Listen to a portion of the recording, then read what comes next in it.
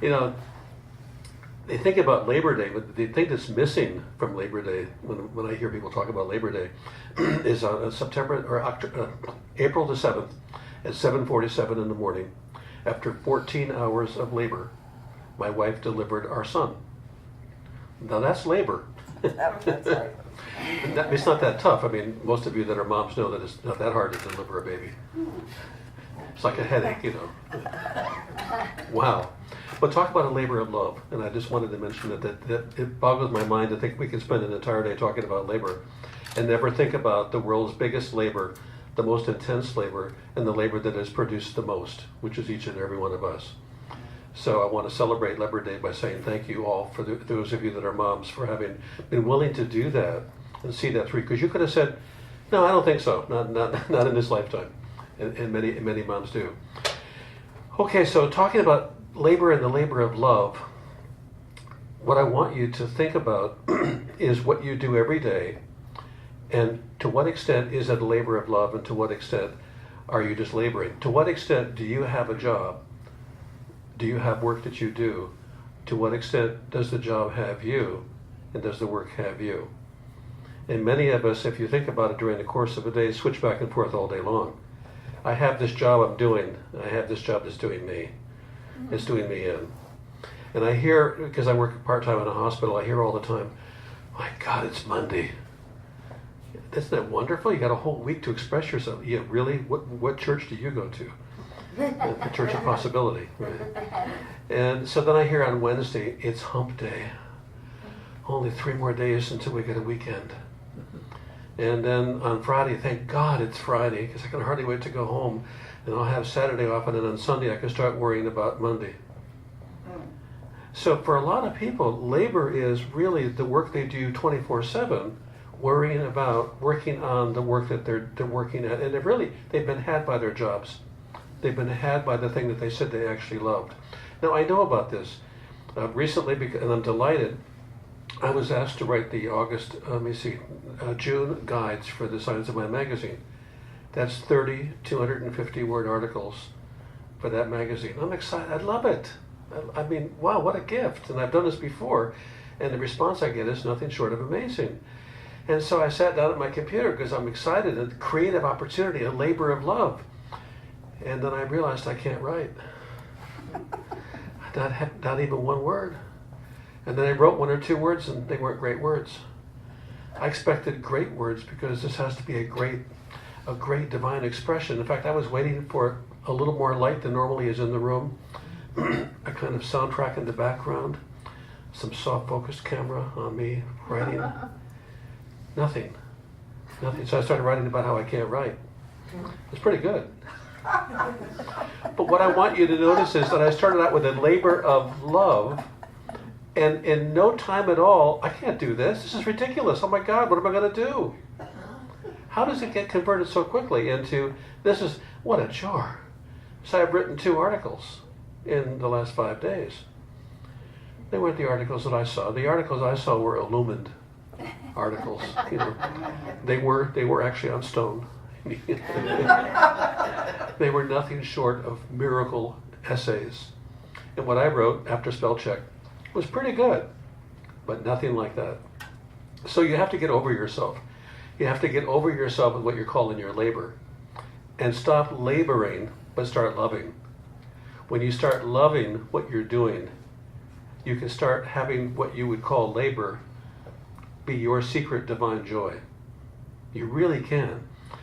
Now, when I go to work, what that work represents is a box that I have to operate within. It isn't a prison. It is the number of things that I can do, regulated by the size of the box. So if I'm writing, I'm regulated by word choices.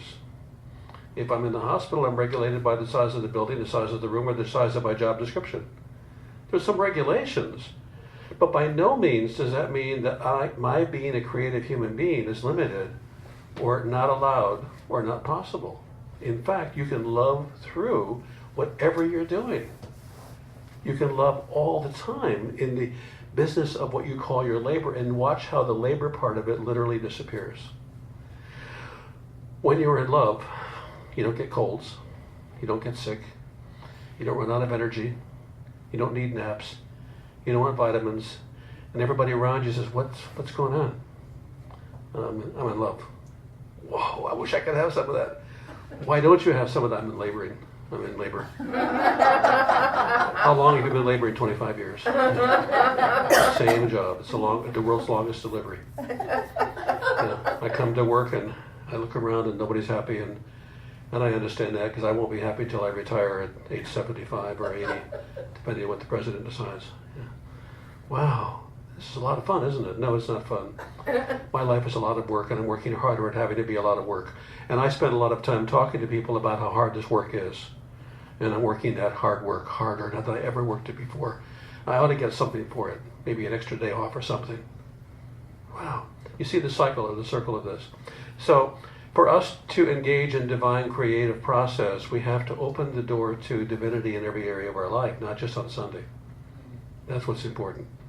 Recently, I resurrected a story that I wrote some time back, 2011 actually. I keep resurrecting the story. It's a great story. When I wrote the story, it wasn't a story on a page. It was a story on a stage. It was a story with a soundtrack. It was a story that was fully animated. It was a story that was in living color. See, when you're writing from the heart, that's what happens. It ends up on a page, 462 words. That's what it looks like. And I've given it to a lot of other people, and they've said, oh, 462 words, a lot of words for a story. I said, I know. It's a story, isn't it? I said, no, not really. You have to look a little further to see what it really is. This week I gave it to somebody who read it and said, oh my goodness, do you know how big this is? And I said, yeah, I know, but I was hesitant to say. And she said, I see it on a stage. I see music. I hear it. I see it. And I thought, oh, that's the story I wrote. It's not the story everybody else is going to get. When you create the story called your life, nobody else will hear the soundtrack. No one else will see the pages that are being turned. No one else will go home at the end of the day and say, oh my God, you see the chapter that I just wrote? You get to say that. You get to see that. You get to celebrate that. One of the privileges of being a writer is I get to look back a year from now and see what I was thinking a year ago. Most of us, because we don't write, don't realize how magnificent the chapters have been because we've forgotten them. We haven't archived them. We don't have a way of recording them. You are living and experiencing and expressing extraordinary chapters in a book of life that no one ever could have imagined. It's really amazing when you think about it. And so that amazing phenomena of you living this life that you're living needs to be something that is not a labor for you, but rather a joy for you. No one ever said that a great story is small because it's on pages between two covers. No, what happens as soon as you open the book up is it no longer is in a box. It's now alive. And it has more space in it than almost any drama that you're ever going to see in the world as soon as you open the cover. Why then do we agree that we live between two covers? And that our life has to be that small? When in fact it doesn't. Think about living your life between two covers. And how difficult that is when you realize that you can literally open it up. Literally open it up. So the person that I gave the story to made my day. And made my day because it's something else when you have done something that you call your life in full color, with full sound, on a giant stage with full lighting, and somebody else sees it. But you know what happens is the first person that loses sight of it is not the person that you want to have look at it, it's you who wrote it. It's you who's creating it. You are creating an epic story. You are having an epic life. That's why epic things can happen, like spontaneous healing. Why miracles are available. It's because you are a miracle in expression right now. And that miracle is so dynamic and so amazing that literally things you couldn't even have imagined are now possible and even happening in the background. It's interesting when people say, I got sick. Well, when did it happen? Oh, about 3 weeks ago, I noticed. What were the symptoms? Oh, these things began to happen. I've chronicled the entire illness. So here's what I want to ask you. When did you start getting well? When did you start becoming a light? When did the light start getting really, really, really, really bright? Did you notice that? Did you record that? Did you archive that?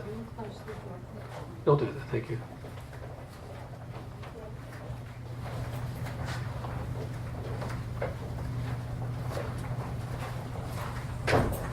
This is the meditation part. Thank you. So what I've noticed is that we're really good at archiving the things that go wrong. I had a stroke September the 9th, 3 o'clock in the morning, 2014. I remember that. I also had a dream that woke me up to a world I'd never seen. I didn't write that one down. I've also had some major miracles occur in my life. Well, we all do. Isn't it interesting how good we are at archiving dates and events that nearly killed us, but not the ones that gave us life, not the ones that have awakened us to who we really, really, really are. It's time for us to start archiving the little miracles so we're really good at knowing how to archive the big ones. We need to practice. We need to practice at being as big as we really are in order to really get that. Now, what if I had said, as a writer, I'm not a very good writer. I'm going to write a small story. I'll just use little words. I'll hope that it's a good story, but it won't really be, because I'm not much of a writer. And had I written that small story using small words that didn't have a lot of value, because when you're not a good writer, you can't use big words and you can't use things that are really powerful. What would have happened had I then written that story and then given that to the person I gave it to? She would have said, wow, it's a nice little story. She would have seen the smallness in the story. Because you see, we're writing our smallness into our story. Or we're writing our true stature into our story. Judith mentioned we used to do healing seminars and workshops all around. It was really interesting. A lot of people began to experience significant healing changes on the way to the event. I thought that was interesting. And they would blame me for it. They said, we've heard about you. What'd you hear? We heard that you did miracle kind of stuff. And I said, so when did the change start happening? When I got in the car, I turned to my wife and I said, things are different, aren't they? And she said, yes, they are. So you brought your miracle with you and you wanted to blame me for it. How about if you take credit for at least some of the miracle? I'll take credit for helping you with the punctuation. But you wrote the miracle. You're the one who invented it, not me. Now, we did have people that came to our seminars to prove that there was no such thing as me doing healing work. They really believed in themselves. And they had some extraordinary miracles. You see, because they believed in themselves so much, they thought they had the power to discern who could and who couldn't do anything in the world. With that kind of power, you can do almost anything. They walked out frustrated because they got healings when they weren't planning to. Other people walked in already with the miracle underway, waiting for somebody to say yes. Say yes to the miracle of you. Say yes to the miracle of your creation being an epic story that only you could write, that you want to hear and you want to share with other people. Because you're doing that. Some people got it 2 weeks later. Yeah, actually, some people call me up and say, yeah, it's been 2 weeks, and some of them, I had actually two twins actually, they had to be twins. The one twin in the car on the way back to Canada went into the bathroom at the rest stop, looked in her mouth, because what would happen when I would do healing work is that people's dental fillings would change. They would change color. And she looked in the mirror, and the silver black fillings that she had suddenly changed to a champagne color. And she jumped into the car with her sister and said, see, I got a healing, and you didn't. Oh, and she was all excited that she was the one who got the healing and her sister didn't. And her sister wrote me 2 weeks later, so I got even more fillings changed in the next 2 weeks than she did. It took 2 weeks. Well, what that tells me is the chemistry of change is a process that's ongoing. It isn't just an event. The chemistry of healing often starts when you change your mind about a thing, and then everything changes because you've changed your mind, and the chemistry makes it possible. The chemistry of healing is you saying yes and then watching what follows. It's your being willing to select, choose, enjoy, and savor the taste of the things that are happening so that you can have even more things happen. What if every time somebody said something good to you, like the person said to me, I can see this as a play. No, you can't. I can see this with music. No, you really can't. I can't either. It's just, I've been trying to write for a long time and I've never been successful. And she would have said, I'm so sorry for you, Bob. I feel sad for you. His life is tough. I would have said, yes. And I could have gone back and I could have written a poem about the sadness of being a poet that doesn't write that well. And there would have been some very sad people that would have read it on Facebook and have said, Bob, you're a person after my heart, even though it's broken and will be that way for the rest of my life.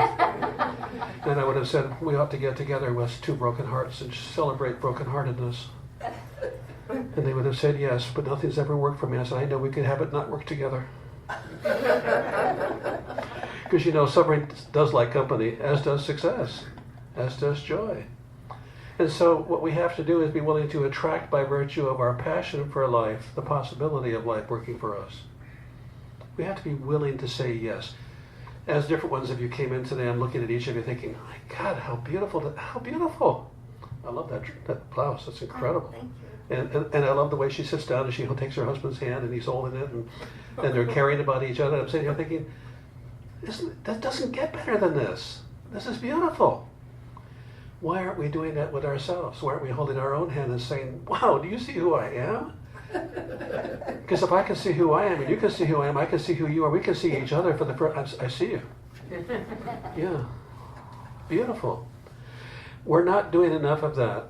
We're not doing it often enough. We're not doing it with the passion that lovers have. We're doing it sometimes like, I loved back in the 60s, but that was a long time ago.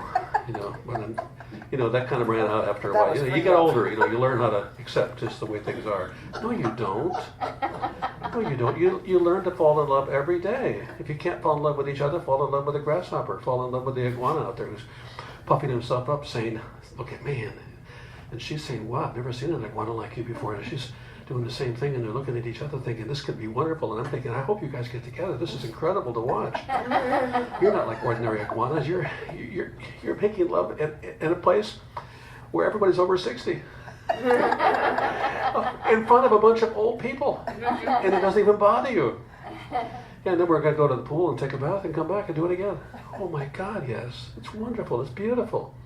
We have to be willing to stretch like that, to learn like that, to open up like that and say yes to life being a joy, not a labor.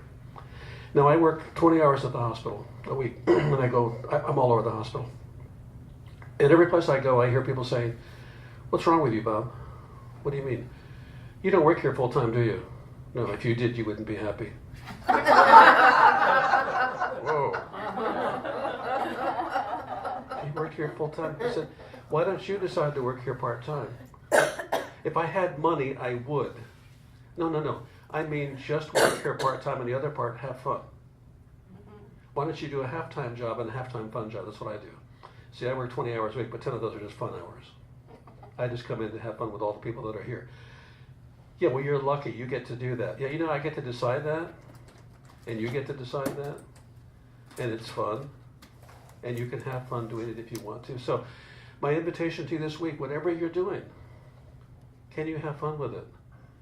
Can you laugh at yourself doing it? Can you post it on Facebook so other people know what you're doing, because it's really important. Got up this morning and took a shower. Thank you, Bob. Yeah. It was a long shower. Thank you, Bob. The water was really hot. Oh, that's so good to hear. I used a lot of soap. Oh, that's even better. Really. You want me to share more? Yes, Bob, share it all. Because all of us here on Facebook who've been desperately in need of a shower have been waiting for somebody to get on Facebook and tell us about the shower that they took and the value that it had. And the answer is yes, I can do that. I want you to have a shower. Maybe shower not with me. I'm in a relationship. It's complicated. It really is complicated. Judith won't let me date anybody. We're going to have more fun. We're going to have to be willing to have the labor not be what kills us. If you're going to die from something, have it be from laughing. Have it be from the joy that you feel. Have it be that the dream was so big it crushed you. Not that it was so small that there was no room for you and you died because of it. Have a great rest of the weekend. May this labor be a labor of love.